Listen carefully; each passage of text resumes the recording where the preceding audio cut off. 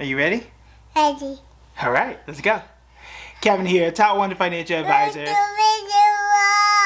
and best-selling author. We are here to talk about the stock market. Today I want to answer the question of whether it makes sense to invest through a recession, because obviously the word recession is really scary. The economy is shrinking. That's what happens when you run into a recession, and usually the stock market falls. So if the stock market is falling, and it has so far in 2022, why would I invest in that? Is it beneficial? Is that smart? What should I do? So I'm going to give you some historical numbers and let you make that decision. Now, since 1777, that was the Articles of Confederation. Yeah, we're talking history here. But if you go all the way back then, the United States has had 48 recessions. Now, technically, you can count it as 49 if you include 2022. However, until the National Bureau of Economic Research comes out and officially declares a recession, we don't really have those numbers. Also, we don't know when this recession will be over and how severe it will be. So I can't count 2022 yet. But at some point when we're out of it and we've declared it to be over, then we can add it to the list. But right now, you're looking at 48 recessions. I pulled the last 4, and we're going to discuss those today. So $100 a month, starting from 2020, which, yes, it was our last recession. The recession only lasted 2 months. That was it. That was it. It was only 2 months long. I didn't feel like it. I remember when y'all said, oh, I'm gonna pull out my 401k, I'm gonna do all this crazy stuff. I told you, hey, you don't need to do all that. It might not be that bad. And it wasn't. At the end of the day, from a stock market perspective only, it wasn't that bad. Now, a lot of other bad stuff happened that year, but the recession was only 2 months, and that's it. Okay, that's on record. All right, so $100 a month starting in January of 2020. And if you did something like this in the S&P 500 today, you would have $3,633. Okay, 3633, $3,633. That ain't bad. Okay, not bad. S&P 500 is something we should all own. If you don't know, the S&P 500 invests in the largest 500 companies. If you're looking for something to invest in, that's the easiest thing to do because it has everything. Basically, it's something like SPY. That is a very popular ETF because that ETF, exchange traded fund, has all of these in one package just for you to invest. There are plenty of others that are very similar to it, but $3,633. If you just did that, that ain't bad. $100 a month from 2020 to right about now. Now, let's say if I decided to do Apple, I'm going to keep these comparisons consistent. So for the Apple, I have $4,462, a lot more than the S&P 500. But if I did ExxonMobil, and this will be our 3 comparisons throughout the rest of this, you'd have $6,309.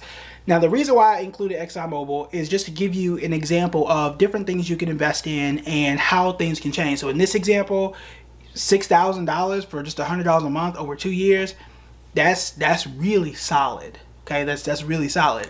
It does not mean that Exxon or even Apple, for that matter, is the best investment for all times, right? In some years, like this year, oil stocks are taking off for a very specific reason.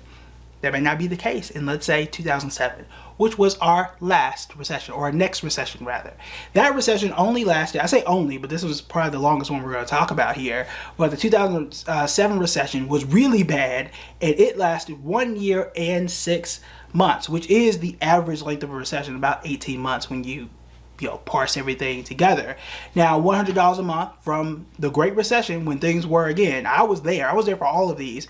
It was bad. It was real bad. But $100 a month in January of 2007 to right about now is $59,000. That's not too shabby. Okay? Not too shabby. But if I did Apple instead with that same $100, we're looking at $280,000. If I did something like ExxonMobil, I would have $39,000. Now notice here, 59,000 in something like the S&P 500 and only 39,000 in something like ExxonMobil. Notice here there's a $20,000 difference from investing in Exxon, which is great in 2022, but if I go back to 2007 and hold and consistently invest all the way from 2007 to now, not so great. That is a lesson to be learned here. That's what is good right now may not be good in the future, and vice versa. And we'll see what happens with Apple and whether those numbers grow or not. But S&P 500, I've divided my risk basically 500 different times, 59,000 there, 280,000 with Apple by itself, and then ExxonMobil comes in last, in this case at 39,000. Let's go back one more recession, back to 2001. In 2001, the recession only lasted 8 months. I was also there in 2001, and I wasn't, I was like, was that 6th or 7th grade for me? I was not majoring in econ or even close at that point in time. I was probably struggling with Spanish, which I still am not good at. However, $100 a month from January of 2001 to right about now is $109,000, which ain't too shabby. Just $100 a month. That's it. That's really $25 a week. But if I did Apple, I'm looking at $3 million today. And if I did ExxonMobil, I'm looking at $76,000. Now, $76,000, I'll take it. I think we all take $76,000. But if I had a choice, if I could just do something real easy, simple, passive, I don't have to do all the research, I can do something like the S&P 500 and do real good. I could really be sitting on a hill if I'm looking at something like Apple. And again, all of these, just $100 a month, would have gotten you all of those different returns. And then the last one was a recession in the 1990s. $100 a month from January of 1990 all the way to today. Investing in the S&P 500 is $338,000. I compare that to ExxonMobil. ExxonMobil would have got me $291,000, and then Apple would have got me $14 million, which means that if my parents had invested $100 a month from the time I was born, which I was not born in 1990, but very close to it, then I could have had $14 million today if I kept investing. So that makes me sad. I don't want to talk about that part anymore. However, I do want to talk about this.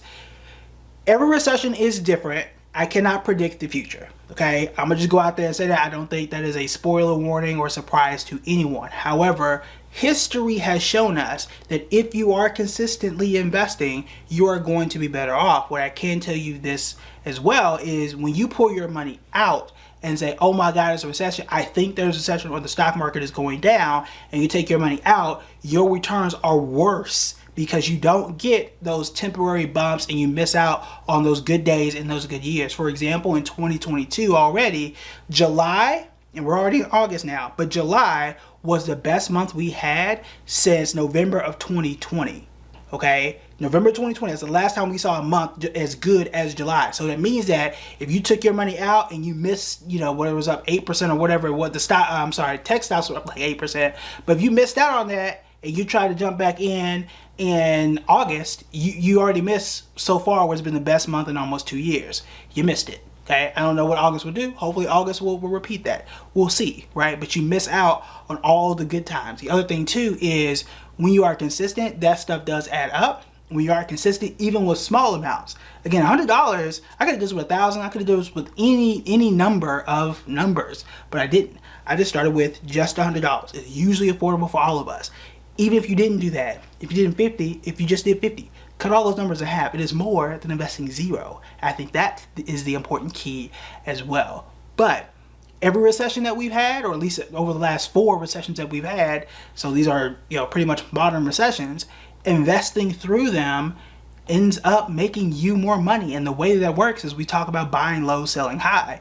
Well, if I'm consistently investing and the market goes low for whatever reason, I'm going to end up buying that by default. I don't have to guess and say, oh, I think this is the bottom, I think this is the top, I think X, Y, and Z. Doesn't matter. If it is the first of the month, it's the 15th, whatever it is, every Friday, if I'm investing consistently, you're going to win. Now, all these returns are even better if you have like a 401k where that money is matched. It's even better if you're not paying taxes on that money as well. But this is it. That is the path to creating wealth, is consistently investing through recession or not. And you can start to see over time how that money starts to add up. Because remember, going back to 2020, the exact same investments, you're like, $3,000. I mean, I'll take it, right? But $3,000, $6,000, right? Even for Apple, the same Apple that would have gained you, I think it was like $4,000 in the last 2 years.